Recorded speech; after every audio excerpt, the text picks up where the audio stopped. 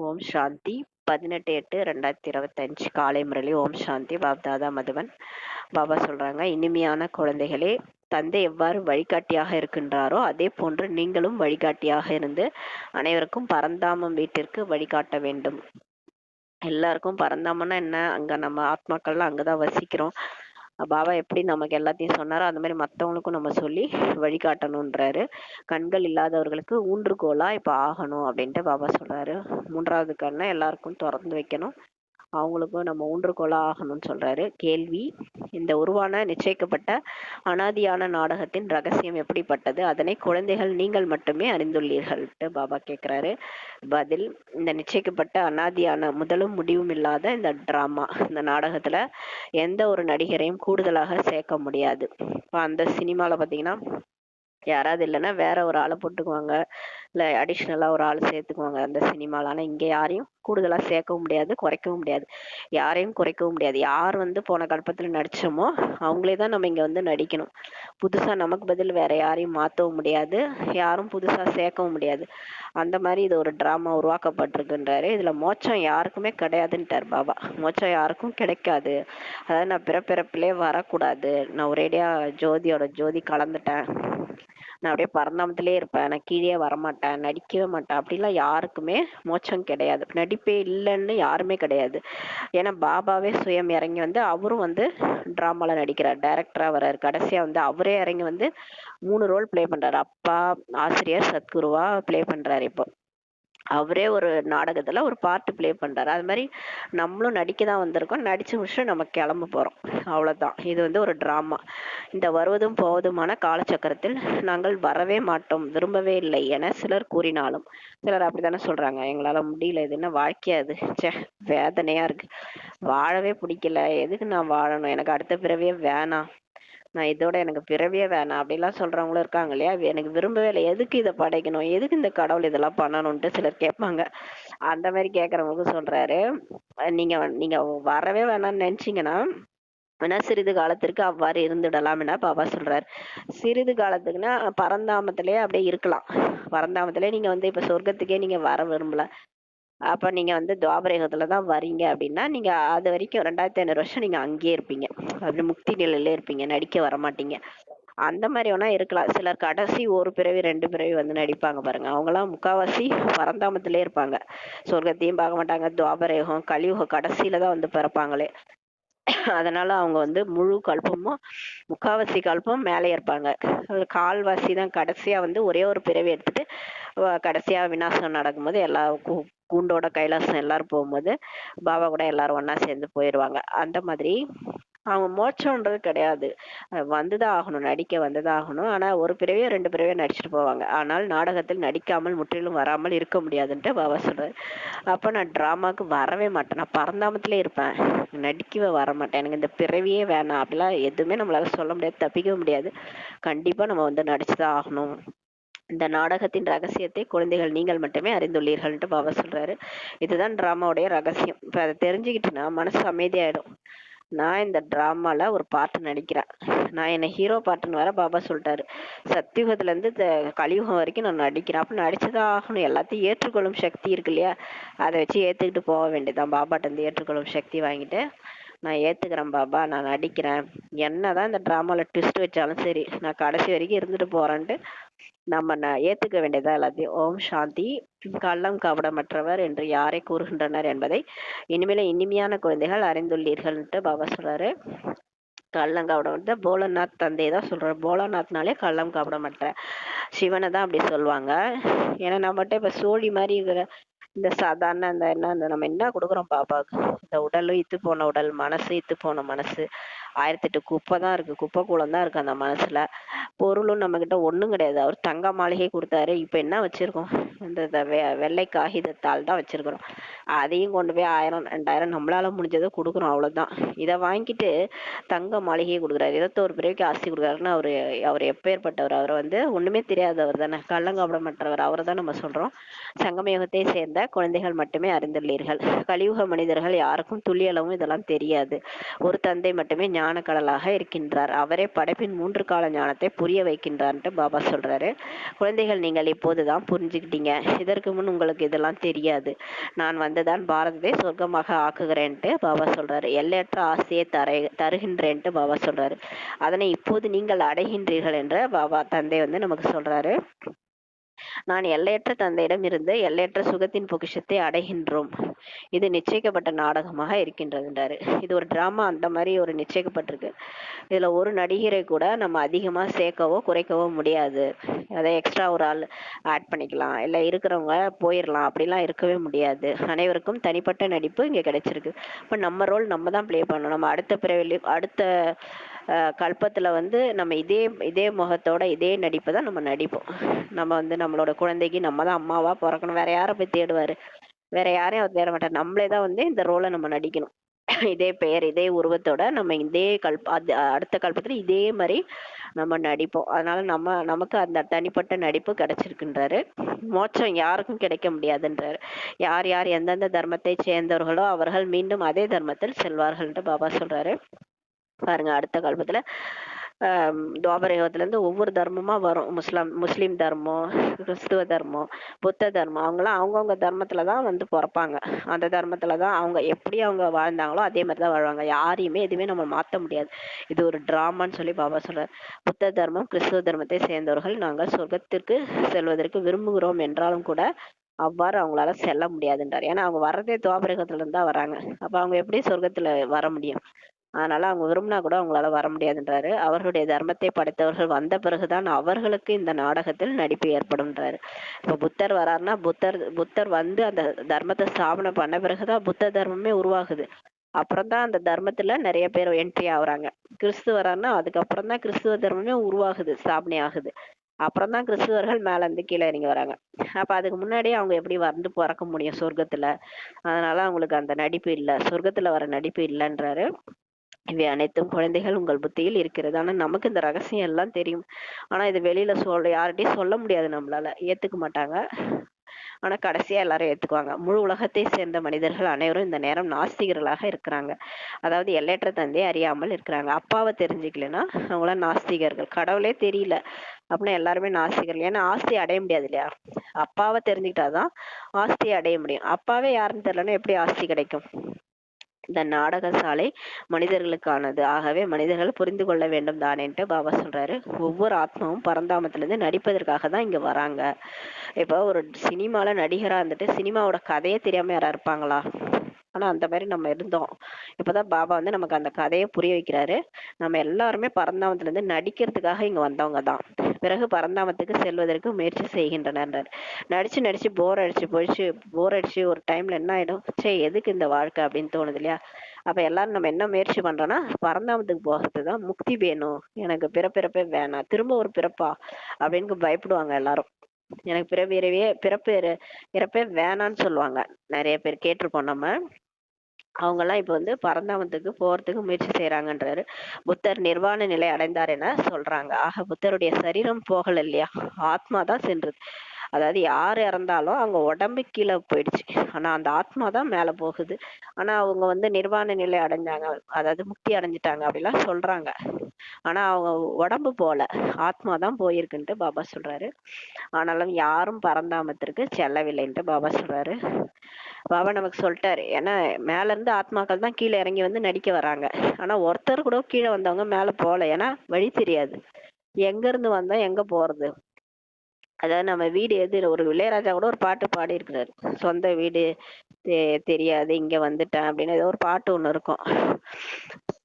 அந்த மாதிரி நம்ம மேல இருந்து வந்தோம், ஆனா திரும்பி போக வழி தெரியாது இல்லையா? வழிகாட்டியா பாபா தான் வந்திருக்காரு. வந்துதான் இப்ப நமக்கு வழி சொல்றாரு. பரந்தாமன் தான் உங்க வீடு, அங்கதான் வாங்க அப்படின்னு சொல்லிட்டு இப்ப சொல்லி கொடுத்து நம்ம ராஜயோகம் கற்றுக் கொடுத்து அங்க கூட்டு போறதுக்கு மனசு புத்திய மாத்துறாரு. வந்து நாடகத்துல இருந்து யாரும் வெளியே செல்ல முடியாதுன்ட்டு பாபா சொல்றாரு. நான் வந்து இந்த பிறவி முடிச்சுட்டேன், இதுக்கப்புறம் நான் நடிக்க மாட்டேன் அப்படின்னு. துவாபர யுகத்திலே ஓட முடியுமா? ஓட முடியாது. எங்கேயும் ஓட முடியாது, ஒளிய முடியாது. திரும்ப இறங்கி இறங்கி மறுபிறவி எடுத்து எடுத்து வந்து இப்ப கடைசி பிறவில நிக்கிறோம். இப்ப பாபா வந்து நமக்கு நம்மள முக்தி அடைய வச்சு கூட்டு போறாரு. முக்தி ஜீவன் முக்தி கொடுத்து நம்மள திரும்ப கூட்டு போறாரு. ஆனா இந்த பிறப்பு இறப்பு சுழற்சி வந்து நிக்காது, அப்படியே தொடர்ந்துட்டு தான் இருக்கும். ஏன்னா இது வந்து ஒரு டிராமா, திருவிளையாடல் மாதிரி. அது வந்து திரும்ப திரும்ப நடக்குது. மோட்சம் யாருக்கும் கிடையாதுன்ட்டு பாபா சொல்றாரு. இது நிச்சயிக்கப்பட்ட நாடகம் அல்லவா. சில மனிதர்கள் மோட்சம் கிடைக்கும் என்று புரிந்து கொண்டு அதற்காக முயற்சி செய்யறாங்க. இது எல்லா மதத்திலுமே அப்படிதான். பிறப்பிறப்பு வேணான்னுட்டு அப்படியே அவங்க என்ன பண்றாங்க, மூச்சை அடக்குறாங்க, ஆத்மாவை தனியா போய் உக்காந்துடுறாங்க, முடியெல்லாம் வெட்டிடுறாங்க, எல்லாத்தையும் விட்டுறாங்க. இன்னும் ஜெயின் மதத்தினர் பாத்தீங்கன்னா நிறைய நம்மளை விட அதிக அதிக அங்க வந்து ரெஸ்ட்ரிக்ஷன். இங்க ஸ்ரீமத்ன்னு சொல்லிட்டு நம்ம ஃபாலோ பண்றோமே அதுவே கம்மி. ஆனா அங்க ஜெயின மதத்துல மண்ணுக்கு அடியில முளையிற எதையுமே சாப்பிட மாட்டாங்க. அந்த அளவுக்கு அவங்க வந்து சாப்பாடு குடித்தெல்லாம் ரொம்ப கண்ட்ரோல். அந்த மாதிரி இருந்து முக்தி அடையணும்ட்டு முயற்சி செய்யறாங்க. ஜெயின மதத்தை சேர்ந்தவர்கள் முயற்சி செய்கின்றனர். அவர்களுடைய நடைமுறை பழக்கம் வேறுபட்டதுன்னு பாபா சொல்றாரு. அவர்கள் தனது குருவை ஏத்துக்கிறாங்க, மற்றபடி மோட்சம் யாருக்கும் கிடைக்க முடியாதுன்னு சொல்றாரு. ஆனா அவங்க வந்து குருன்னு ஒருத்தவங்களை வச்சுக்கிட்டு அந்த குருவை வழிபட்ட குரு மூலமா போகணும்ட்டு பாக்குறாங்க.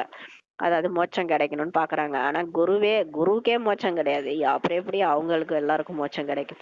நம்ம சத்குரு சிவபாபா தான். அவரே டிராமால நடிக்கதான் வர்றாரு. அவருக்கே மோட்சம் கிடையாதுன்னு போது மத்தவங்களுக்கு மோட்சம் கிடையாது. எல்லாரும் வந்து நடிச்சுதான் ஆகணும். நாம் அனைவரும் எப்போது வந்தோம்?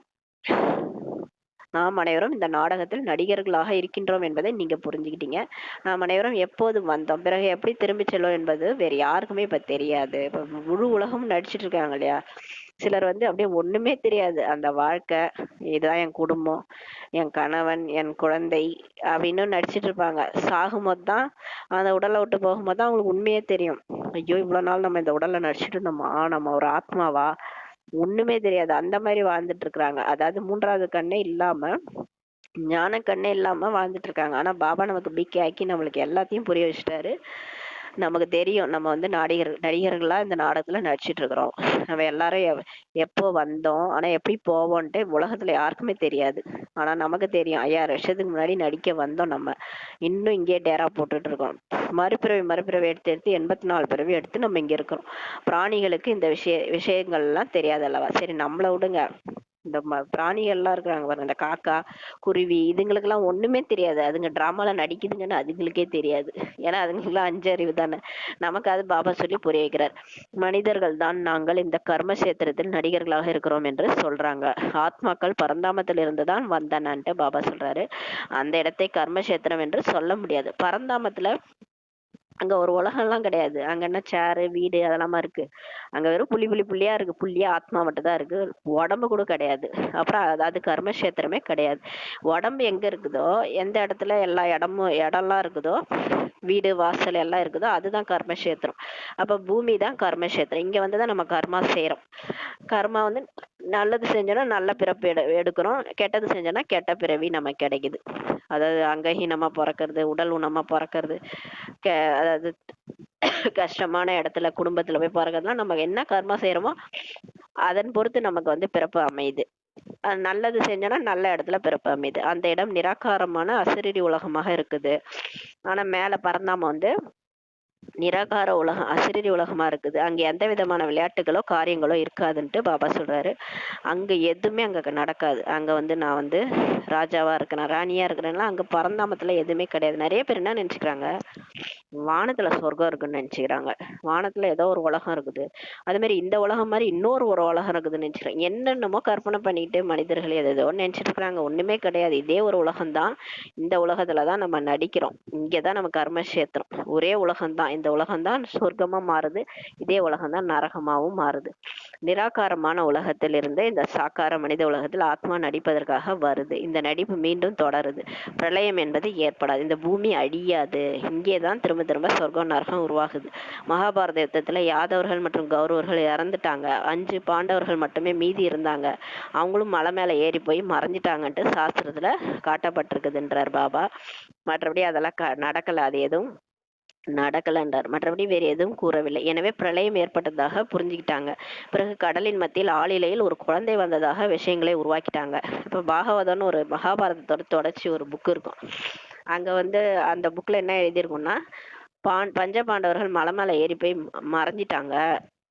அதுக்கப்புறம் என்ன ஆயிடுச்சு, பிரளயம் ஆயிடுச்சு, உலகம் அழிஞ்சிடுச்சு. அப்ப அந்த உலகத்துல ஒரு ஆளிலை ஷேப்ல, ஆளிலை, அதாவது ஆளிலை மாதிரி ஆளிலையில ஒரு கிருஷ்ணர் காலை சப்பிக்கிட்டு வந்தாரு அப்படின்னு காமிச்சிருக்கிறாங்க. எப்படி ஒரு குழந்தை போய் தனியா கடல்ல தனியா வரும், அம்மா அப்பா இல்லாம? யோசிச்சு பார்க்கணும். அந்த மாதிரி எல்லாம் கிருஷ்ணர் பிறக்கல. ஆளிலை ஷேப்ல பாரதம் மாறிடுச்சு. பாரதம் வந்து ஆளிலை ஷேப்ல ஆயிடுதுன்னா அப்ப அந்த அளவுக்கு தண்ணி எல்லாம் வந்துருது, கடல் நீர் உள்ள புகுந்துருது, ஆளிலை ஷேப்ல ஆயிடுது. அங்கதான் சொர்க்கமா இருக்குது. அந்த சொர்க்க பூமியில கடவுள் வந்து பிறக்கிற, அதாவது கடவுள் வந்து கிருஷ்ணர் அனுப்பி வைக்கிறாரு. கிருஷ்ணருடைய ஆத்மா வந்து பிறக்கிறாரு. எப்பன்னா ஆளிலை ஷேப்ல இந்தியா மாறும்போது வந்து பிறக்கிறாரு. அதாவது விநாசம் முடிஞ்சு இந்தியாவுல வந்து கிருஷ்ணர் பிறப்பாரு. ஆக இதன் மூலம் எவ்வாறு ஒரு உலகம் உருவாக முடியும்ட்டு பாபா கேக்குறாரு. ஆளிலை ஆளிலை ஷேப்ல இருக்கு, ஒரு ஆளிலையில ஒரு குழந்தை வருது அப்படின்னு காமிச்சிருக்கிறாங்க. இது மாதிரிலாம் எப்படி ஒரு ஒரு உலகம் உருவாக முடியும்னு கேக்குறாரு. மனிதர்கள் கேட்ட விஷயங்களை எல்லாம் சத்தியம் சத்தியம்னு புரிஞ்சுக்கிறாங்க. அதாவது நம்ம மகாபாரதம் படிக்கிறோம், ராமாயணம் படிக்கிறோம், அது உண்மை, இது உண்மை, எல்லாம் உண்மை, யார் என்ன சொன்னாங்களோ எல்லாம் உண்மை அப்படின்னு நினைச்சிட்டு இருக்கோம் இல்லையா? சாஸ்திரத்துல என்னென்ன விஷயங்களை எழுதிட்டாங்கன்ட்டு குழந்தைகள் இப்போது புரிஞ்சுக்கிட்டாங்கன்றாரு. இவை அனைத்தும் பக்தி மார்க்கத்தின் சாஸ்திரங்களாகும். பக்தர்களுக்கு பலன் தருபவர் ஒரு பகவான் மட்டுமேன்ட்டு பாபா சொல்றார். இதனால் சிலர் முக்தியிலும் சிலர் ஜீவன் முக்தியிலும் செல்வார்கள். இப்ப எல்லாமே மகாபாரதம் ராமாயணம் எல்லாம் பக்தி மார்க்கத்தினுடைய சாஸ்திரங்கள்ன்றாரு. பக்தர்களுக்கான நம்ம பக்தி செய்யறோம் இல்லையா, அதனுடைய பலன் கொடுக்கிறவர் ஒரு கடவுள் தான்.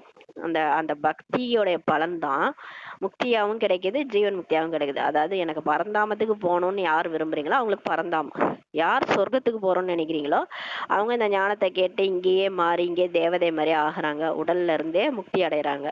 உடல்ல இருந்துகிட்டே முக்தி ஸ்டேஜ்ல வாழறதுதான் ஜீவன் முக்தி. அது சொர்க்கத்துல கிடைக்குது. அதனால இங்கேயே நம்ம மாறி சொர்க்கத்துக்கு போயிடும். அதாவது யாருக்கு ஜீவன் முக்தியோ அவங்களுக்கு ஜீவன் முக்தி, சொர்க்கத்துல இருந்தே நடிப்பாங்க. யாருக்கு எனக்கு இது எதுவுமே வேணாம் என்ன விடுங்கன்னு சொன்னாங்கன்னா அவங்கள கொண்டு போய் பரந்தாமத்துல விட்டுருவாரு. அங்க முக்தியில இருப்பாங்க. முக்தினா அமைதி, அமைதியில இருப்பாங்க. ஒவ்வொரு ஆத்மாவிற்கும் தன்னுடைய பங்கு நாடகத்தில் ஏற்படும் போது மீண்டும் வருவார்கள்னு சொல்றாரு. இப்ப அவங்க எப்ப நடிக்கணுமோ பாட்டு, அந்த நேரத்துக்கு வந்து கீழே நடிப்பாங்க. இந்த நாடகத்தின் ரகசியம் குழந்தைகள் உங்களை தவிர வேற யாருக்குமே தெரியாதுன்றாரு.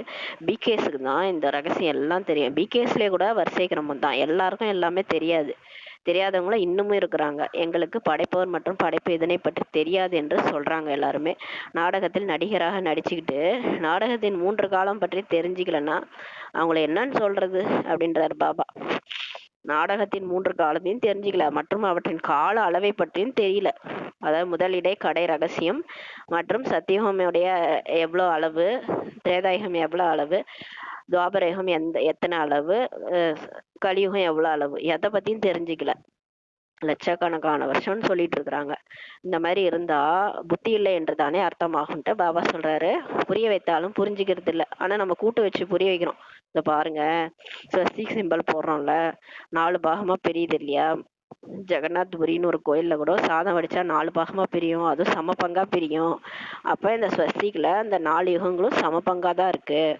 2500 வருஷம் நரகம், 2500 வருஷம் சொர்க்கம். அதுல வந்து சத்தியுகம் 1250 வருஷம், திரேதாயுகம் 1250 வருஷம், துவாபரயுகம் 1250 வருஷம், கலியுகமும் 1250 வருஷம். 4ம் சரிபாகம்.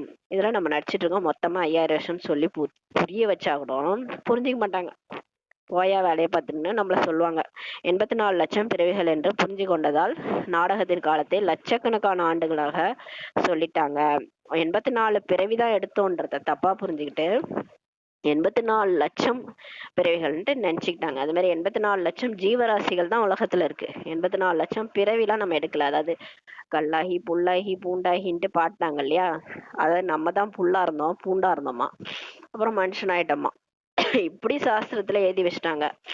அது எப்படி 1 அறிவு 2 அறிவு 3 அறிவு 4 அறிவு வந்து 6 அறிவு ஆக முடியும்?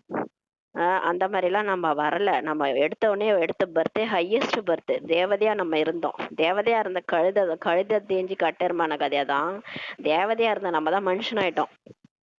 ஆனா அதை புரிஞ்சிக்காம அவங்க வந்து கல்லுல இருந்து, அதாவது 1 அறிவுல இருந்து 2 அறிவு, 2 அறிவுல இருந்து இப்படி நான் பிறந்து வந்தேன், குரங்குல இருந்து நான் வந்தேன்னு அவங்க நினைச்சிட்டாங்க. இதெல்லாம் வந்து தவறான புரிதல்னு சொல்லி பாபா சொல்றாரு. பாபா நாங்கள் உங்களிடமிருந்து கல்பமாக சொர்க்கராஜ்யத்தை அடைகின்றோம் என்று நீங்க தான் இப்ப புரிஞ்சிட்டீங்க. 5000 ஆண்டுகளுக்கு முன்பாகவும் உங்களை சந்தித்து எல்லையற்ற ஆஸ்தியை அடைந்தோம்ட்டு பாபாட்ட நம்ம சொன்னோம். ராஜா ராணியை போன்று பிரஜைகள் அனைவருமே உலகத்துக்கு எஜமானராக ஆகுறாங்க.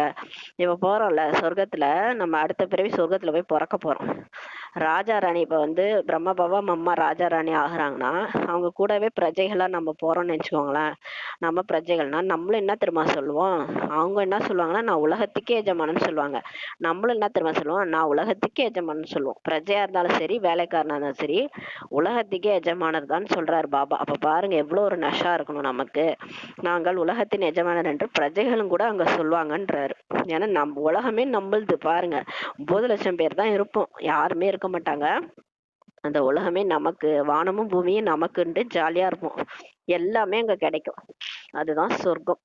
இது எல்லா தர்மத்திலயும் சொல்லியிருக்கிறாங்க. இந்து தர்மத்துல வானத்துல இருக்குன்னு சொல்லிட்டாங்க, அவ்வளவுதான் வித்தியாசம். நீங்கள் உலகத்தின் எஜமானராக ஆவீர்கள். அந்த நேரம் சந்திர வம்சத்தின் ராஜ்யம் இருக்காதுன்ட்டு பாபா சொல்றாரு. நம்ம ஒரு காலத்துல உலகத்துக்கே எஜமானரா ஆக போறோம். இப்போ அது நேரம் வந்துட்டு இருக்குது. அப்ப சந்திர வம்சம் இருக்க மாட்டாங்க, சூரிய வம்சம் மட்டும் தான் இருப்பாங்க. குழந்தைகள், நீங்கள் நாடகத்தின் 3 காலத்தையும் இப்ப தெரிஞ்சுக்கிட்டீங்க. மனிதர்கள் பக்தி மார்க்கத்தில் யாரை பூஜை செய்கின்றனரோ அவர்களை பற்றி எதுவுமே தெரியாது. இப்ப நம்ம லட்சுமி நாராயணுக்கு பூஜை செய்யறோம். அவங்க யாருன்னு தெரியுமா? தெரியாது. யாரோ அவங்கள கும்பிட்டுட்டு இருப்போம். அப்புறம் முருகர் யாரு, விநாயகர் யாரு, யாரை பத்தியும் தெரியாது. ஆனா அவங்க கோயிலுக்கு போயிட்டு நல்லா கும்பிடு போட்டுட்டு பட்டைய போட்டுட்டு வருவோம், நாமத்தை போட்டுட்டு வருவோம். ஆனா அவங்க யாரு, எதுக்கு நம்ம அவங்க கும்பிடுறோம், எதுவும் தெரியாது. அதான் பாபா சொல்றாரு, இந்து தர்மத்துல இருக்கவங்க எல்லாம் இப்படி அப்பாவி ஜனங்களா இருக்காங்க, கள்ளங்கபடமற்றவர்களா இருப்பாங்க. ஏன்னா அவங்க யாரை பக்தி செய்யறாங்களோ அவங்க யாருன்னே அவங்களுக்கு தெரியாது. யாரை நோக்கி பக்தி செய்யப்படுகின்றதோ அவர்களை பற்றிய முழு விவரங்களும் தெரிய வேண்டும் அல்லவான்ட்டு பாபா கேட்கிறாரு. நீங்க பக்தி செய்றீங்க, ஓகே, நல்லதுதான். ஆனா நீங்க யார பக்தி செய்றீங்களோ அவங்கள பத்தி தெரியணும் இல்லையா? தெரியாமலே பண்ணிட்டு இருக்கீங்க. இந்த விநாயகர் யாரு, எதுக்கு அவரை போய் கும்பிடுறீங்க? குழந்தைகள், இப்போது பாபா மூலமாக அனைவரை பற்றிய முழு விவரங்களும் அறிந்துள்ளீர்கள். இப்போ நம்ம பாபா மூலமா தெரிஞ்சுக்கிட்டோம். ஒரு உலகத்துல 2 பேர் தான் இருக்கும், ஒண்ணு ஆத்மா, இன்னொன்னு பரமாத்மா. எங்க இருந்து வந்தாங்க இந்த நடுவுல? லட்சுமி நாராயணன், விநாயகர், முருகர், இவங்கெல்லாம் எங்க இருந்து வந்தாங்க? நம்ம ஆத்மா, நம்மளுடைய அப்பா பரம்பிதா பரமாத்மா, அவர் தான் கடவுள். கடவுள் ஒருவரே. இவங்கெல்லாம் யாரு? இவங்கெல்லாம் தேவதைகள் அப்படின்னு நமக்கு புரிய வைக்கிறாரு. அது யாருன்னா, இப்ப சங்கமயுகத்துல ஆத்மாக்கள் யார் பாபா உருகி உருகி நினைக்கிறாங்களோ அவங்களுக்கு 108 பேருக்கு போஸ்டிங் கொடுக்குறாரு. அவங்கதான் 108 லட்சுமி நாராயணன். அவங்களதான் தேவி தேவதையா வணங்குறோம். அவங்களதான் துவாபர யுகத்துல இருந்து நம்ம கோயில் கட்டி வணங்குறோம். எல்லாருமே பிகேஸ் தான். இப்ப யாரெல்லாம் பிகேஸோ, யார் விக்ன விநாசகா இருக்காங்களோ அவங்கதான் விநாயகர். யார் முருகரோ, முருகர் இந்த ஞானத்தை உலகம் ஃபுல்லா சொல்லி பரப்புவாரு, அவர் தான் முருகர். இத மாதிரி எல்லாருமே பிகேஸ் தான். இவங்களே தான் நம்ம என்ன பண்ணிட்டோம், பக்தி மார்க்கத்துல சிலை வடிச்சு நம்ம வணங்க ஆரம்பிச்சிட்டோம். இது எல்லாமே அறியாமையினால பண்ணதுதான். தந்தை பதித பாவனராக, காப்பாற்றுபவராக, வழிகாட்டியாக இருக்கின்றார். இப்ப ஒரே ஒருத்தர் தான் கடவுள். அவரை தான் தூய்மையற்றவர்களை தூய்மையாக்குறாரு, காப்பாற்றுறாரு, வழிகாட்டியா இருக்கிறாரு. பாண்டவர்கள் என உங்களை தான் சொல்றாங்க. பாண்டவர்கள் கூட கிருஷ்ணர் இருந்தாரு இல்லையா? பாண்டவர்களுக்கு 3 அடி நிலம் கூட கொடுக்கலையா அந்த துரியோதனன். அந்த மாதிரிதான் நமக்கு இப்ப 3 அடி நிலம் கூட கொடுக்க மாட்டாங்க. இந்த ஞானத்தை சொன்னா யாரும் ஏத்துக்க மாட்டாங்க. ஒரு 3 அடி நிலம் கொடுங்க, நாங்க சென்டர் ஆரம்பிக்கிறோம்னா அதுக்கும் கொடுக்க மாட்டாங்க. அவங்க கௌரவர்கள், நம்ம பாண்டவர்கள். நம்ம பக்கம் பாபா இருக்கிறாரு. உண்மையான கிருஷ்ணர் சிவபாபா தான். கிருஷ்ணர் சிவபாபாவுடைய குழந்தை. எவ்வளவுதான் தலையில அடிச்சுட்டாலும் யாரும் புரிஞ்சுக்க மாட்டாங்க. நீங்கள் அனைவருக்கும் வழிகாட்டிகள்ன்ட்டு பாபா சொல்றாரு. நீங்க இப்ப தாய் மாத்தாஸ் இருக்கீங்க இல்லையா? உங்க தலையில தான் ஞான கலச பாபா வைக்கிறாரு. நீங்க தான் போய் மத்தவங்களுக்கு உண்மையை சொல்லணும்ன்றாரு. இதெல்லாம் உண்மை. இது வரைக்கும் நீங்க படிச்சுட்டு வந்தது சாஸ்திரத்துல எல்லாம் பொய்யே. இது வரைக்கும் நீங்க பண்ண பக்தி எல்லாம் பொய்யே. இந்த ஞானம் தான் உண்மைன்ட்டு பாபா சொல்றாரு. நீங்க தான் எல்லாருக்கும் வழிகாட்டி. கண் பார்வை இழந்தவர்களுக்கு ஊன்றுகோலாக இருப்பதற்கான வழிகாட்டிகள் நீங்க தான்ட்டு பாபா சொல்றாரு. பாபா எவ்வாறு வழிகாட்டியாக இருக்கிறாரோ அதே போன்று இப்ப குழந்தைகளும் ஆக வேண்டும். சத்தியமான சிவன் தானே, அவர் உண்மைதானே சொல்லுவாரு, எங்கேயாவது போய் சொல்லுவாரா? அவரு நமக்கு எப்படி வழிகாட்டியாகி பரந்தாமத்துக்கு வழிகாட்டினாரோ அது மாதிரி நம்ம எல்லாருக்கும் வழிகாட்டணும். அனைவருக்கும் இப்ப வழிகாட்டணும்ன்றாரு. நீங்கள் ஆத்மாக்கள், அனைவரின் தந்தை பரமாத்மா, அவ்வளவுதான். அவரிடம் இருந்து எல்லையற்ற ஆசி இப்ப நமக்கு கிடைக்குது. இதை போய் எல்லாருக்கும் புரிய வைங்க. நம்ம எல்லாரும் ஆத்மா, சகோதரன் சகோதரிகள், நம்மளுடைய அப்பா பரமிதா பரமாத்மா, அவரை நினைச்சா பாவம் போயிடும்னு சொல்லி புரிய வைங்க. பாரதத்தில் எல்லையற்ற ராஜ்யம் இருந்தது, ஆனால் இப்போது அது இல்லைன்ட்டு பாபா சொல்றாரு. நாம் எல்லையற்ற தந்தையிடம் வந்து எல்லையற்ற சுகத்தின் பொக்கிஷத்தை இப்ப அடையிறோம். அதாவது மனுஷன் வந்து தேவாத்மாவாக இப்ப ஆகிறோம். நாம் தேவாத்மாவாக தான் இருந்தோம். அதாவது பாட்டு கூட பாடியிருக்காங்களே, மனிதன் என்பவன் தேவனாகலாம், வாரி வாரி வழங்கும் போது வள்ளலாகலாம்.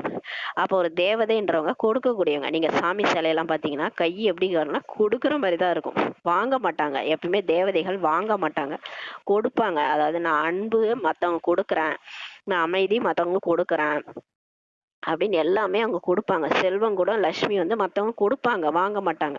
அந்த மாதிரி நம்ம கொடுக்குறவங்களா பாபா மாத்துறாரு. நம்ம எப்போ கொடுக்க ஆரம்பிக்கிறோமோ அப்போ நம்ம தேவதையா மாறுறோம். அவ்வளோதான் விஷயமே. இப்போ நம்ம இது வரைக்கும் பக்தியில போய் போய் கேட்டு கேட்டு கேட்டு எனக்கு அது கொடு, இது கொடு, ஐயோ எனக்கு குழந்தை கொடு, எனக்கு காசு கொடு, பணம் கொடு, வேலை கொடு, இப்படி கேட்டு கேட்டுன்னு இருக்க வரைக்கும் நம்ம தேவதையா இருக்க மாட்டோம், நம்ம மனுஷனா தான் இருப்போம். என்னைக்கு நம்ம கொடுக்க ஆரம்பிக்கிறோமோ அன்னைக்கு நம்ம தேவதையா மாறிடும். பாபா இப்போ நம்மள அந்த மாதிரி மாத்துறாரு. அதனால மனிதன் வந்து இப்ப தேவாத்மாவாக நம்ம ஆகிறோம். நாம் தேவாத்மாவாக தான் இருந்தோம். நம்ம சம்ஸ்காரமே அதான், மத்தவங்க கொடுக்கறது தான். இப்ப நம்ம கிட்ட ஒரு 4-5 புடவை இருக்குன்னு நினைச்சுக்கோங்களேன், நம்ம மத்தவங்க ஒண்ணு கொடுக்க மாட்டோம். ஏன்னா நம்ம சம்ஸ்காரமே அதுதான். இதை ஏன் நம்ம இத்தனை வச்சிருக்கணும், நம்ம நம்ம கூட இருக்கிறவங்க கொடுக்கலான்ட்டு நம்ம கொடுப்போமா இல்லையா? அதே மாதிரிதான் தேவதைகள் இருப்பாங்க. அவங்க சொர்க்கத்துல எல்லாருக்கும் எல்லாத்தையும் கொடுப்பாங்க. அந்த மாதிரி அவங்க வாழ்ந்தாங்க இல்லையா?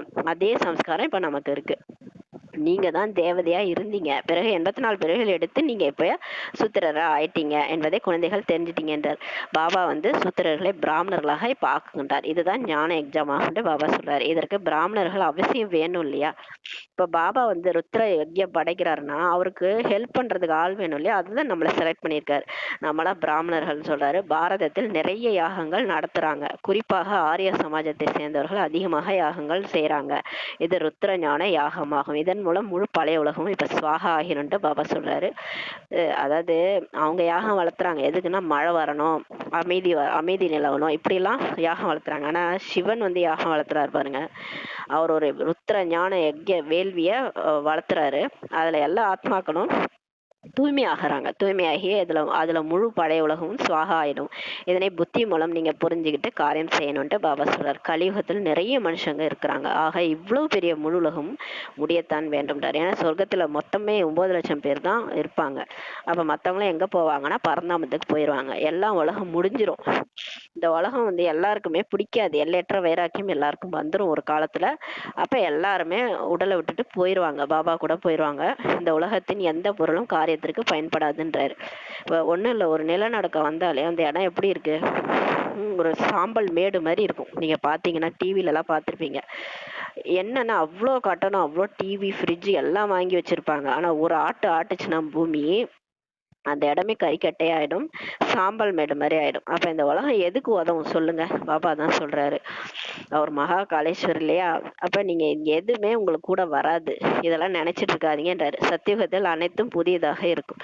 உங்களுக்கு வாங்க, நான் அடுத்த உலகத்துல போய் கூட்டுட்டு போறேன். இதே பூமி சொர்க்கமா மாறிடும், அங்க எல்லாமே புதுசா இருக்கும். ஆனா அங்க எதுவுமே நிலநடுக்கம்லாம் வராது. இங்க நடக்கிற எந்த விஷயமும் அங்க நடக்காது. இங்க எல்லாமே கெட்டு போய் விடாது, மனிதர்களும் கெட்டு போய் விட்டனர் சொல்றாரு. அதாவது இங்க இங்க இருக்கிற உலகத்துல எல்லாமே கெட்டு போயிடுச்சு, மனுஷங்களும் கெட்டு போயிட்டாங்க. இங்க வாழ்ந்து என்ன பண்ண போறோம்? எல்லாமே கெட்டு போனவங்க தானே இருக்கிறாங்க. பெரிய செல்வந்தர்கள் பெரிய மாளிகையில வசிக்கிறாங்க. ஏழைகள் பாருங்க சாக்கடையில இருப்பாங்க, சாக்கடைக்கு பக்கத்துல படுத்துட்டு இருப்பாங்க, ஒரு கூரை குடிசைல, அழுக்கான இடங்கள்ல குடிசையில வசிக்கிறாங்க இல்லையா? பணக்காரங்க ஜாலியா இருக்காங்க. இப்போது இந்த குடிசைகளை எல்லாம் காலி செய்வதற்கு முயற்சி செய்யறாங்க. அவர்களுக்கு வேறு இடம் கொடுத்து காலி செய்யறாங்க, கட்டாயப்படுத்தியும் கூட காலி செய்யறாங்க. இப்ப இந்த ரோடு எல்லாம் போடுறோம், பைபாஸ் போடுறோம், அது போடுறோன்ட்டு அந்த குடிசை வீடுகள்ல இருக்கிறவங்க எல்லாம் காலி பண்ண வைக்கிறாங்க. இப்ப ஏழைகள் மிகவும் துக்கத்துல இருக்கிறாங்கன்றாரு. யார் சுகமாக இருக்கிறாங்களோ அதுவும் நிலையான சுகமே இல்லைன்றாரு பாபா. இப்ப பணக்கார வீடுன்னே வச்சுக்காங்களேன், ஒரு வெள்ளம் வந்துச்சு முடிஞ்சு போச்சு, ஒரு நிலநடுக்கம் வந்துச்சு, பணக்காரெல்லாம் ஏழையா மாறிடுவாங்க. வீடு போயிடுச்சுன்னா அப்புறம் என்ன பண்ணுவாங்க? அவ்வளவுதான் இல்லையா? அது நிலையான சுகம் இங்க இல்லைன்றாரு. நிலையான சுகம் இருந்தால் இந்த உலகத்தின் சுகம் காக்கை எச்சத்திற்கு சமம் என ஏன் சொல்லுவாங்க? சாமியார்கள்லாம் சொல்றாங்க இல்லையா, இந்த உலகத்துல இருக்க சுகம் வந்து காக்கை எச்சத்திற்கு சமம்ட்டு. கரெக்டு தான் இல்லையா? ஏன்னா இங்க நிலையான சுகம் இல்லை, வாழ்க்கையே நிலை இல்லை. இன்னைக்கு இருப்பார் நாளைக்கு இல்லை. அப்ப என்ன நீங்க நம்ம சுகமா இங்க வாழ முடியும்? சிவபகவான் மகா வாக்கியம் என்னன்னா, நான் தாய்மார்களின் மூலமாக சொர்க்கத்தின் கதவுகளை திறக்கின்றேன். தாய்மார்களின் தலையில் தான் ஞான கலசத்தை வைத்திருக்கின்றேன்ட்டு பாபா சொல்றாரு பாருங்க. நீங்க சொன்னாதான் எல்லாருக்கும் புரியுன்றாரு. உங்க வார்த்தையில சக்தி வரும்ன்றாரு. நீங்க என்ன நினைச்சுக்கிட்டு இந்த ஞானத்தை சொல்லி பாருங்க. புரியாதவங்களுக்கு கூட புரியும் அப்படின்னு சொல்றாரு. சன்னியாசிகள் சொன்னாங்க, பெண்கள் வந்து நரகத்தின் வாசல். பெண்கள் கூட இருந்தா நம்மளால உருப்பட முடியாது. நரகத்தின் வாசல் அவங்கன்னு சொன்னாங்க. ஆனா பாபா சொல்றாரு, பெண்கள் மாதாஸ் வந்து சொர்க்கத்தின் வாசல்னு யார் சொல்றது? சிவனே சொல்றாரு. கடவுள் ஒருவரே, அவரே வந்து நம்ம தலையில தான் கலசத்தை வைக்கிறாரு. ஞான கலசத்தை வைக்கிறார். அவர்கள் அனைவருக்கும் ஞான அமிர்தத்தை கொடுக்கின்றனர். இப்ப நம்ம தான் போயிட்டு எல்லாருக்கும் ஞான அமிர்தத்தை கொடுக்குறோம். ஆனா இதை கேட்கறவங்க எத்தனை பேர் கேட்பாங்க சொல்றீங்க? யார் கஷ்டத்துல இருக்கிறாங்களோ அவங்க தான் கேட்பாங்க. ஜாலியா வாழ்ந்துட்டு இருக்கவங்க கேட்க மாட்டாங்க. ஆனாலும் உங்களுடைய இது இல்லற மார்க்கமாகுன்றாரு. ஆனா நம்மளது இல்லற மார்க்கம். நீங்கள் அனைவரையும் ஞான சிதையில் அமர வைக்கக்கூடிய உண்மையான பிராமணர்கள் நீங்க தான் சொல்றாரு. நீங்கள் இப்போது தெய்வீக வம்சத்திற்கு போறீங்க. ராவண ராஜ்யத்தில் அசுர வம்சம் இருக்குது. ராமராஜ்யம் வேண்டுமென காந்திஜியும் சொன்னார் இல்லையா? காந்திஜி என்ன தெரியுமா சொன்னாரு? ராமராஜ்யம் வரணும். அதனாலதான் பத்தித்த பாவனை சீதாராம்ட்டு பாடினாரு. அதாவது எப்போ ஒரு பொண்ணு வந்து உடல் ஃபுல்லா நகையை போட்டுட்டு ராத்திரி 12 மணிக்கு நடந்து போகுதோ அப்பதான் அந்த இந்தியாவுல முழு சுதந்திரம், உண்மையான சுதந்திரம் கிடைச்சதுன்ட்டு சொன்னாராம். அது எப்ப நடக்கும் சொல்லுங்க? இப்ப யாராவது நடந்து போக முடியுமா? இந்த கலியுகத்துல யாராவது நகை ஃபுல்லா மாட்டிக்கின்னு ஒரு பொண்ணு போடாம போனாலே அது உயிரோட இருக்குமான்னு தெரியாது. இதுல போட்டுக்கிட்டு வர போனா அவ்வளவுதான். கலியுகத்துல கண்டிப்பா நடக்காது. சொர்க்கத்துலதான் நடக்கும் இல்லையா? சொர்க்கத்துல நீங்க எல்லாமே திறந்து கிடக்கும். பாபா நீங்க சொன்னாருல்ல, பூட்டி வைக்க வேண்டிய அவசியமே இல்லை சொர்க்கத்துல. நம்ம நடந்து போனா கூட தேவதைகள் அவங்க யாரும் எதுவும் பண்ண மாட்டாங்க. ஏன்னா அது நிர்விகாரி உலகம் இல்லையா? அப்பதான் உண்மையான சுதந்திரன் பாபா சொல்றாரு. அப்ப ராமராஜ்யம் வந்து காந்திஜி சொல்றாரு உண்மையான சுதந்திரம். அப்ப ராமராஜ்யத்தை அவர் எதிர்பார்க்கிறாரு காந்திஜி. ஹே பதித பாவனரே, வாருங்களேன் அழைத்தாலும் தன்னைத்தான் அழுக்காக இருக்கிறோன்ட்டு புரிஞ்சு கொள்ளவே இல்லைன்றாரு. அதாவது நம்ம வந்து கெட்டு போயிட்டோம்னு நம்மளே ஒத்துக்க மாட்டோம். நான் கோவப்படுறேன்னா கோவப்படுறதுதான் நல்லது அப்படின்னு சொல்லுவோம் இல்லையா? நம்ம முன்னாடி அப்படிதான் பேசிட்டு இருந்தோம். இந்த 5 விகாரமும் நம்ம நல்லதுன்னு நினைச்சிட்டு இருந்தோம் இல்லையா? ஊரோட ஒத்து வாழணும். எல்லாரும் அப்படித்தானே இருக்காங்க. நானும் அப்படி இருக்கேன்ட்டு வாழ்ந்துட்டு இருந்தோம் இல்லையா? ஆனா பாபா சொல்றாரு அதை விடணும். அதை விட்டாதான் சொர்க்கத்துக்கே போக முடியும். பாபா குழந்தைகளை விழிப்படைய வைக்கின்றார். நீங்கள் இப்போது ஆழ்ந்த இருளிலிருந்து வெளிச்சத்துல வந்துட்டீங்கன்னு பாபா சொல்றாரு. நம்மளும் ஒரு காலத்துல அப்படிதான் வாழ்ந்தோம். இப்பதான் நம்ம அதை விட்டு வெளியே வந்துட்டோம். கங்கையில் குளித்தால் பாவனமாகும் என மனுஷங்க புரிஞ்சுக்கிட்டாங்க. ஆனாலும் கங்கையில் தான் ஹரித்துவார் நகரத்தின் குப்பைகள் எல்லாம் இப்ப சேருதுன்றாரு. அப்ப அந்த காலத்து கங்கை கூட கிளீனா இருந்திருக்கும். இந்த காலத்து கங்கை எங்க கிளீனா இருக்குது? இங்க அங்கதான் கொண்டு போய் எல்லா பணத்தையும் போடுறாங்க. எல்லா குப்பையும் அந்த ஹரித்வார் நகரத்தோட குப்பையும் அங்கதான் இருக்குன்ட்டு பாபா சொல்றாரு. பிறகு குப்பைகளை வயல்வெளிகளிலும் சேர்க்கிறாங்கன்ட்டு பாபா சொல்றாரு. சத்தியுகத்தில் இப்படிப்பட்ட வேலைகள்லாம் இருக்காது. சத்தியுகத்துல குப்பையே இருக்காது. அங்கு தானியங்கள் தான் நிறைந்திருக்கும். பணம் கொடுத்து செலவு செய்ய வேண்டிய அவசியமே இல்லை. பிரம்மா பாபா அனுபவசாலி அல்லவா? ஆரம்ப காலத்தில் தானியங்கள் மிகவும் மலிவாக இருந்தது. சத்தியுகத்தில் மிகவும் குறைவாக தான் மனிதர்கள் இருப்பாங்க. 9 லட்சம் பேர் தான் இல்லையா? அப்ப எவ்வளவு விளைஞ்சாலும் இந்த தானியங்கள்லாம் எல்லாம் 9 லட்சம் பேருக்கு தான் விளையும். அதை தாண்டி அதிக மனிதர்கள் இருக்க மாட்டாங்க ஆரம்ப காலத்துல. அப்புறம் போக போக நிறைய பேர் அப்படியே வருவாங்க. அப்படியே குழந்தை பிறக்க அப்புறம் என்ன ஆகும்? நிறைய பேர் ஆயிடுவாங்க. அப்ப கடைசியில 3 கோடி பேர் தான் இருப்பாங்க. அப்ப டோட்டலா உலகத்திலே ஒரு 3 கோடி தான். அப்ப சத்தியுகத்துல யோசிச்சு பாருங்க, எல்லாம் எவ்வளோ இருக்கும். அதாவது நிறைவா இருக்கும்ன்றாரு, குறைவா இருக்காது. ஏன்னா மனுஷங்க குறைவா தான் இருப்பாங்க. அங்க எல்லா பொருட்களும் மிகவும் சுலபமாக கிடைக்கும். இப்ப பாருங்க, பால் கிடைக்கல, தண்ணி கிடைக்கல, தக்காளி கிடைக்கல, அது இல்லை இது இல்லை அப்படின்ட்டு சொல்றோம் இல்லையா? ஆனா அங்க எல்லாமே சுலபமா கிடைக்கும். இனிமையான குழந்தைகளே, இப்போது நீங்கள் பாவனமாக வேண்டும் என தந்தை சொல்றார். பாபா சொல்றாரு, அந்த மாதிரி உலகத்துக்கு போகணும்ல, அப்ப தூய்மையாகுங்க. அதற்கான யுக்தியும் சுலபமாக சொல்றாரு. தன்னை தான் ஆத்மா என புரிஞ்சுக்கிட்டு தந்தையாக என்னை நினைவு செய்யுங்கன்னு சொல்றாரு. ஆத்மாவில் கரை ஏற்பட்டதுனாலதான் முலாம் பூசப்பட்டு மதிப்பு குறைஞ்சிருச்சு. இப்ப நம்ம எதனால நம்ம ஆத்மா இப்படி தூய்மையற்றவங்களா ஆயிட்டோம்? நம்ம உடம்பு கூட இப்ப எப்படி இவ்வளவு மோசமான உடம்பு நமக்கு கிடைச்சதுன்னா நம்ம ஆத்மாவில கரை படிஞ்சிருச்சு. அதாவது தங்கமா தான் அமைச்சிருந்தாரு. அந்த தங்கத்துல கொஞ்சம் வெள்ளி கலந்துருச்சு. அப்புறம் வெள்ளியில கொஞ்சம் தாமிரம் கலந்து இது துவாபர யுகத்துல இருந்து காப்பர் கலந்துருச்சு. அதுக்கப்புறம் இரும்பு யுகத்துல வந்தோன்னா சுத்தம் மோசமா ஆத்மா வந்து இரும்பு புத்தி ஆகி போச்சு. இரும்பு கலந்து போச்சு. இப்ப அந்த முலாம் பூசப்பட்டு அந்த ஆத்மாவில மதிப்பு குறைஞ்சு போச்சுன்றாரு. குணம் எப்படி ஆயிடுச்சு பாருங்களேன், கல்லு மாதிரி. யாராவது கஷ்டப்பட்டா கூட அப்படியே உட்காந்துருப்போம். ஏன்னா நமக்கு அந்த மாதிரி குணம் வந்து குணம் கெட்டு போச்சு. ஏன்னா வந்து பாபா வந்து நல்ல குணத்தோட அனுப்பி வச்சாரு ஆத்மாவை. ஆனா ஆத்மா கடந்து கடந்து வந்து இப்ப எந்த மாதிரி ஒரு உலகத்துல நம்ம இருக்கிறோம்னா, யாராவது செத்தாங்கன்னா போட்டோ எடுத்துட்டு இருக்கிறாங்க, செல்ஃபி எடுத்துட்டு இருக்கிறாங்க. ஒரு ஆக்சிடென்ட் நடக்குது, போய் செல்ஃபி எடுக்கிறாங்க. போய் காப்பாத்த மாட்றாங்க, ஆனா செல்ஃபி எடுக்கிறாங்க. அந்த மாதிரி ஒரு மோசமான உலகத்துல நம்ம இப்ப இருக்கிறோம். யாரும் யாருக்கும் ஹெல்ப் பண்ற மாதிரி ஒரு ஐடியா கிடையாது. யாரும் வந்து ஐயோ பரிதாபம்னு கூட பாக்குற கூட அந்த மாதிரி ஒரு கல் நெஞ்சக்காரங்க இருக்கிற உலகத்துல இருக்கிறோம்னா, ஆத்மா எப்படி இருக்கு யோசிச்சு பாருங்க. ஆத்மா கல்லு மாதிரி இருக்குது, கல்லு புத்தியா இருக்குது. ஆனா பாபா நம்மளை எப்படி தெரியுமா அனுப்பிச்சு வச்சாரு? தங்க புத்தியா அனுப்பிச்சு வச்சாரு. தங்க புத்தியாக இருந்தவர்கள் கல்லு புத்தியுடையவர்களாக இப்ப ஆகிட்டாங்க. பாபா சொல்றாரு, எனக்கு என்ன, நான் நல்லா இருந்தா போதும், அடுத்தவன் எப்படி போனா என்ன, அப்படித்தானே இருக்காங்க உலகத்துல இப்ப. குழந்தைகள், நீங்கள் பாபாவிடம் வந்து கல்லு கல்லு புத்தி நிலையில இருந்து தங்க புத்தியுடைய அதிபதியாக ஆவதற்கு இப்ப வந்திருக்கீங்க. இப்ப நம்ம பிகேஸ் கூட இங்க வந்துட்டு மாறி இருக்கிறோம்மா. அததான் பாபா கேக்குறாரு, நீங்க வந்தீங்களே, வந்து மாறினீங்களா, இவ்வளவு தூரம் கேக்குறீங்களே, தங்க புத்தியா மாறி இருக்கா? அததான் நம்ம இப்ப பார்க்கணும். தங்க புத்தியுடைய அதிபதி ஆவதற்கு இப்ப வந்திருக்கிறீங்க. எல்லையற்ற பாபா உங்களை பொற்கால உலகத்தின் எஜமானராக இப்ப நம்மளை ஆக்குறார். பாபா அமர்ந்து குழந்தைகளை தங்கமான உலகுக்கு எஜமானராக ஆக்குகின்றார். இங்க இருக்கக்கூடிய பெரிய மாளிகைகள், அடுக்குமாடி கட்டடங்கள் எதுவுமே பயன்படாமல் எல்லாமே இப்ப முடிஞ்சு போயிடும். பாருங்க, ஒண்ணும் இல்ல, ஒரு சுனாமி வந்தா முடிஞ்சிருச்சு, ஒரு நிலநடுக்கம் வந்தா முடிஞ்சிருச்சு. திடீர்னு எங்க இருந்தோ ஏரோப்ளேன் வந்து விழுது. நல்லா இருந்த ஹாஸ்டல்ல படிச்சுட்டு இருந்த பசங்க செத்து போயிடுச்சுங்க. அது எதிர்கால கனவு எவ்வளவு கண்டிருப்பாங்க, டாக்டர் ஆகணும். அவங்க அம்மா அப்பா எப்படி சேர்த்து வச்சிருந்திருப்பாங்க அந்த பசங்களை டாக்டரா பார்க்கணும்ட்டு. ஆனா அவ்வளவுதான், அவங்க அவங்க வாழ்க்கைய முடிஞ்சு போச்சு இல்லையா. என்ன நடக்கும்னே தெரியாது. இங்க இருக்கிற எதுவுமே உங்களுக்கு வந்து பயன்படாமல் போய் முடிஞ்சு போயிரும்ன்றார் பாபா. அந்த மாதிரியான உலகம் அது. ஏன்னா அவங்கவுங்க கர்ம கணக்கை முடிச்சுட்டு அவங்கவுங்க கிளம்பிட்டு இருக்காங்க, அவ்வளவுதான். இந்த உலகத்தில் என்ன இருக்குதுன்ட்டு பாபா சொல்றாரு. சரி, இங்க எப்படியே சந்தோஷமா வாழறதுக்கு இங்க என்ன இருக்கு அப்படின்னு கேக்குறாரு. அமெரிக்காவில் அதிகமாக தங்கம் இருக்குது, இங்கு தாய்மார்களிடம் குறைவாக தான் தங்கம் இருக்குது, அதையும் வாங்கிடுறாங்க. இப்ப நம்மகிட்ட இருக்கிற கழுத்துல போட்டிருக்கிற 1 2 தங்கத்தையும் பிடிங்கிறாங்க இல்லையா. அதுவும் கவர்மெண்ட்டுக்கு தான் போயிடும் கடைசியில. ஏனென்றால் கடனுக்கு பதில் தங்கம் தரணும் இல்லையா. இப்ப கடன் வாங்குறோம்னா அதுக்கு பதிலா நம்ம தங்கம் தரோம். அந்த உலகத்தில் உங்களிடம் தங்கம் வைரம் நிறைஞ்சிருக்கும். இங்கெல்லாம் நம்ம கழுத்துல தங்கம் போட முடியாது கலியுகத்துல. சொர்க்கத்துல போய் எல்லாம் மாட்டிக்காங்கன்றாரு பாபா. தங்கம் வைரம் நிறைஞ்சு இருக்கும், எல்லாத்தையும் எடுத்து மாட்டிக்காங்க, இங்க ஆசைப்படாதீங்கன்றாரு. இங்கு சோழிகள் தான் இருக்கின்றது, அங்கே வைரங்கள் இருக்கின்றனன்ட்டு பாபா சொல்றாரு. இந்த உலகத்தை தான் இரும்பு யுகம் என்று கூறப்படுகின்றது. பாரதம் மட்டுமே ஒருபோதும் அழியாமல் நிலையாக இருக்குன்றாரு.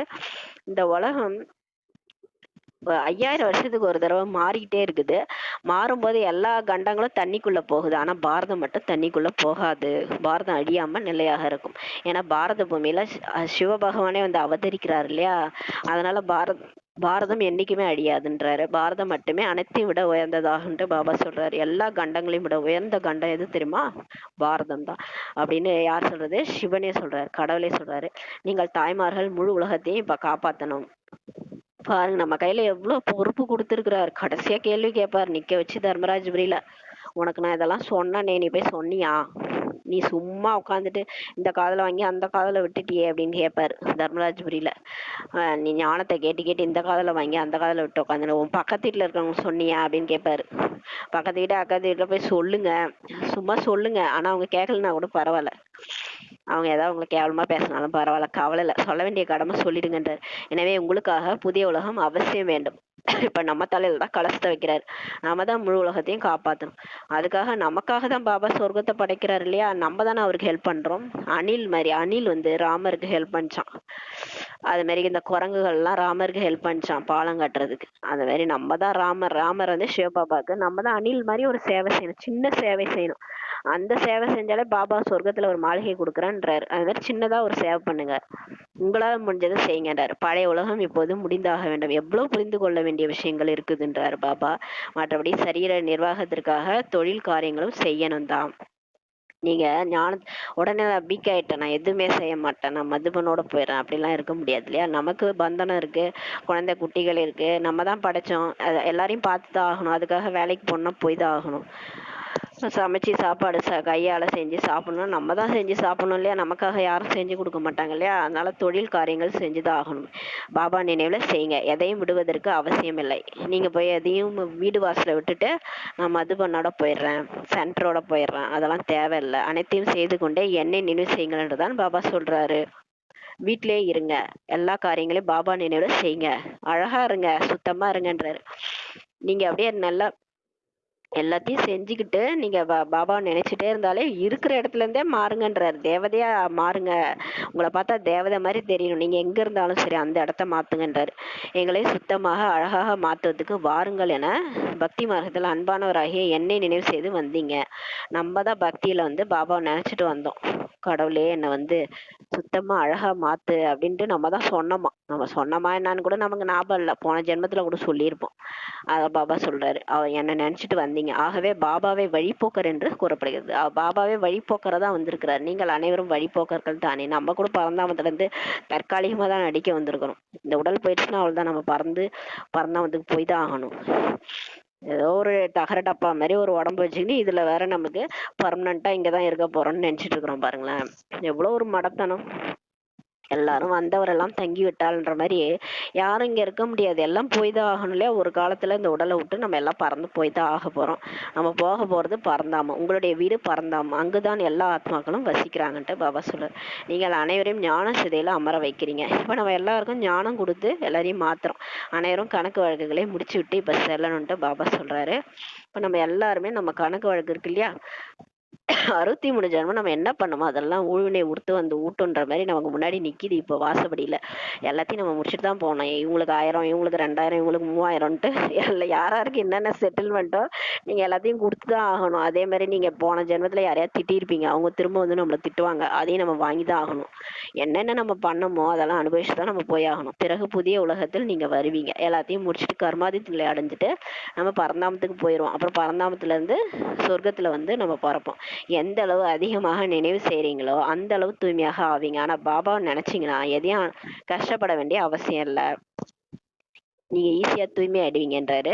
உயர்ந்த பதவி நீங்க அடைவீங்க. தாய்மார்களுக்கு அதிகமாக நேரம் கிடைக்குது, ஆண்களுக்கு அந்த அளவுக்கு நேரம் கிடைக்காது. ஏன்னா அவங்களோட புத்தி தொழில் காரியங்கள்ல சுத்துது, சம்பாதிக்கணும், ஓடணும், குழந்தைகளை காப்பாற்றணும்ட்டு ஓடுது இல்லையா? அதனால அவங்க அவ்வளவா நினைக்க மாட்டாங்க. ஆனா மாதாஸ்க்கு வீட்டுல வேலை மட்டும்தான். வீட்டுல கூட நம்ம காரியங்களை செஞ்சுக்கிட்டே பாபாவை நினைக்கலாம் இல்லையா? வேலைக்கு போறவங்களுக்கு கொஞ்சம் கஷ்டமா இருக்கு, மற்றவங்களுக்கு ஈஸி தானே. வீட்டுல நம்ம வேலை செஞ்சுக்கிட்டே பாபாவை நினைக்கணும். பிரச்சனைகள் வரும் தான், ஆனா ஃபுல் ஸ்டாப் வச்சுட்டு பாபாவை நினைங்கன்றாரு. எனவே பாபா ஞானத்தின் கலசத்தை தாய்மார்களிடம் தான் இப்ப கொடுத்திருக்கிறாரு. மாதாஸ் தான் ஞானத்தை மத்தவங்க சொல்ல முடியும், அதனால நீங்க சொல்லுங்கன்றாரு.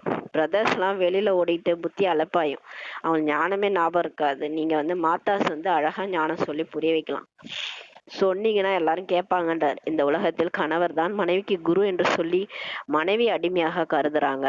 இங்கு பாபா தாய்மார்களை எவ்வளவு உயர்வாக ஆக்குகின்றார் பாருங்க. இப்ப பெண்கள் தலையில கலசத்தை வச்சு நம்மள ஞானத்தை சொல்லி புரிய வைக்கிறாரு பாருங்க, புரிய வைக்க சொல்றாரு.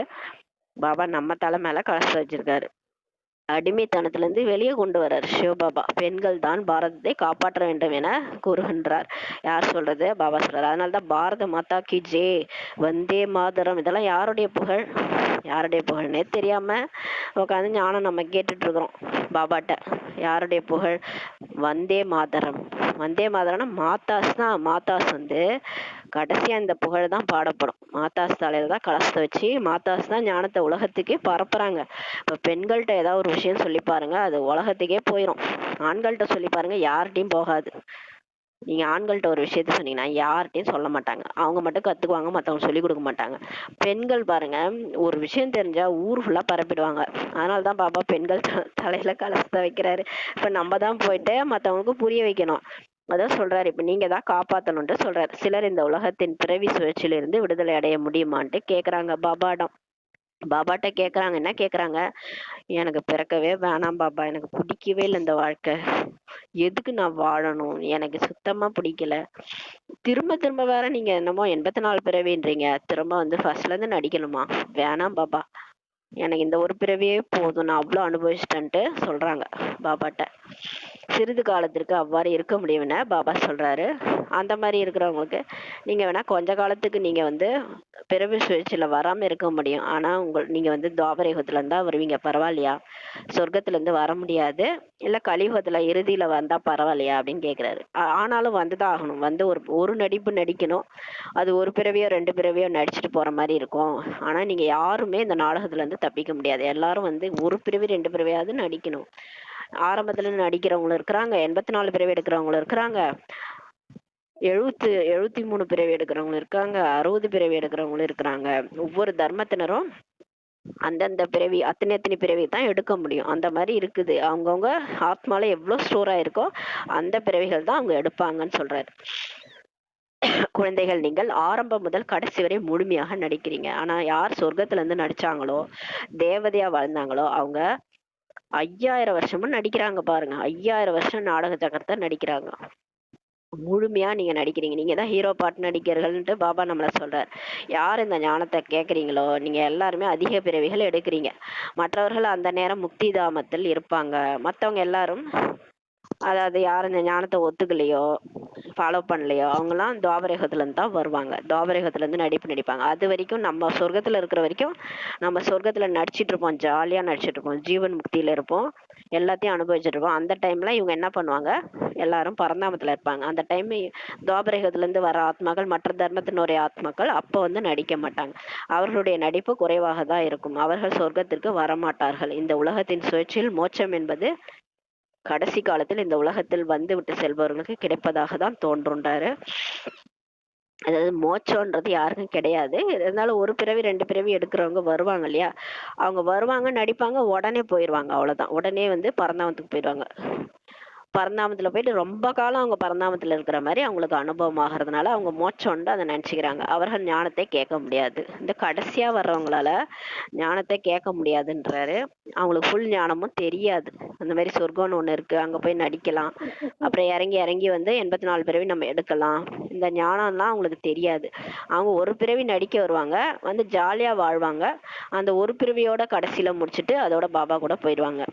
அதனால அவங்களுக்கு முக்தியில இருக்கிற மாதிரி, அத மோட்சத்துல இருக்கிற மாதிரி ஒரு அனுபவம் ஆகும். ஆரம்பத்துல இருந்து இந்த உலகத்தில் நடிப்பவர்கள் மட்டுமே ஞானத்தை கேட்பாங்கன்றார். இப்ப இந்த ஞானத்தை போய் நான் மத்தவங்க சொன்ன யாரும் கேட்கவே மாட்டாங்க. ஏன் கேட்க மாட்டாங்க?